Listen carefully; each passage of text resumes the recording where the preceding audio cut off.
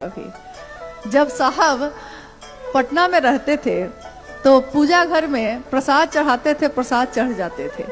लोगों के बीच इस बात की सूचना हो गई, बात फैल गई कि हरिंद्रानंद जी के पूजा घर में प्रसाद चढ़ जाता है। तीज का समय था, माँ नीला महाजन तीज का व्रत करती थी, यानी जो शिव की पूजा होती है, जिसमें शिव और शिव की पत्नी माँ पार्वती की पूजा करती थी। तो वो बाहर मंदिर में नहीं गई, घर में था ही पूजा घर। तो बगल के जो फ्लैट में और लोग रहते थे, वो महिला लोग हाथ में पूजा की थाली लेकर घर में आ गई। मतलब साहब के मुंह से यह घटना सुनी थी मैंने, और बाद में मुझको लगता है किसी चर्चा में, वीडियो में भी है ये, साहब की चर्चा में। तो थाली लेकर वो घर में आ गई। तो उन्होंने कहा कि मैडम, दीदी नीलम आनंद जी को कहा कि मैडम आप नहीं आई मंदिर, तो हम लोग सोचे कि हम ही लोग पूजा की थाली लेके आ जाते हैं, क्योंकि हमने सुना है कि आपके घर में भी तो पूजा घर में प्रसाद चढ़ जाता है।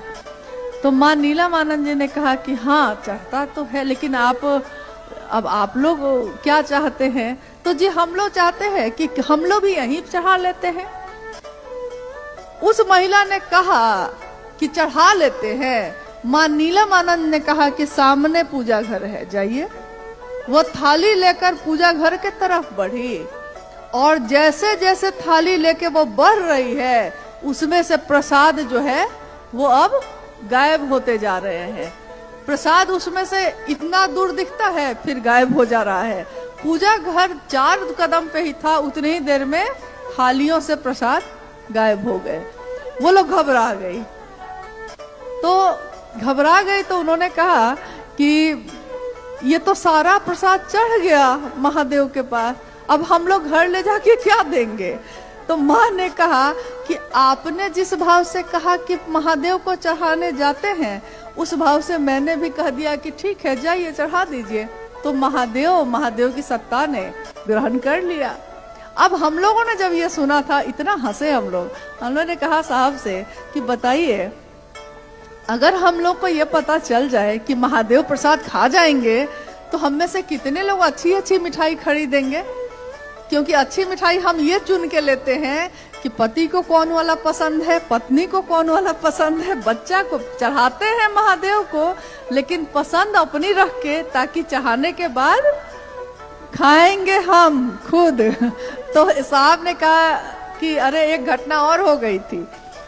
एक व्यक्ति थे, बाद में शायद विधायक थे उस समय, तो वो घर पे आए। उन्होंने कहा कि हरिंद्रानंद जी, सुनते हैं आपके पूजा घर में जो चढ़ाते हैं चढ़ जाता है, तो मैंने आज एक रेमंड की बहुत सुंदर चादर खरीदी, तो मैंने सोचा कि महादेव को चढ़ा के और फिर हम इसका प्रयोग कर लेंगे, हम इसका यूज कर लेंगे। साहब ने कहा चढ़ा दीजिए।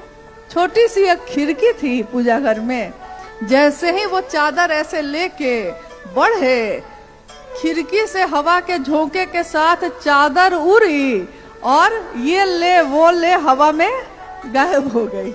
अब वो तो एकदम बिफर गए। उन्होंने कहा कि कोई तंत्र मंत्र लगता है आपने कर रखा है। कि मैं तो सोचा था ये क्या हो गया, माथा पकड़ के बैठ गए। अब साहब ने सोचा कि अगर इसको कोई चादर नहीं देंगे तो भाई ये तो अभी शिष्य बना भी नहीं है, पता नहीं मन ही टूट जाएगा इसका, दूसरा कहेगा कि अब से कभी महादेव को कुछ चढ़ाएंगे ही नहीं। तो उन्होंने कहा नीलम, अगर बक्सा में कोई चादर है तो निकालो, इनको दो। तो बक्से में एक चादर थी, माँ नीलम आनंद जी ने निकालकर उनको दे दी। अक्सर हम लोग ये कहते हैं कि अगर हमसे सचमुच महादेव ग्रहण करें, यानी कि भाव ग्रहण करते हैं वो, लेकिन अगर वो चादर ग्रहण कर लें तो हम लोग कौन सी चादर चढ़ाएंगे? सबसे सस्ता वाला। क्योंकि पूजा में ऐसा ही होता है।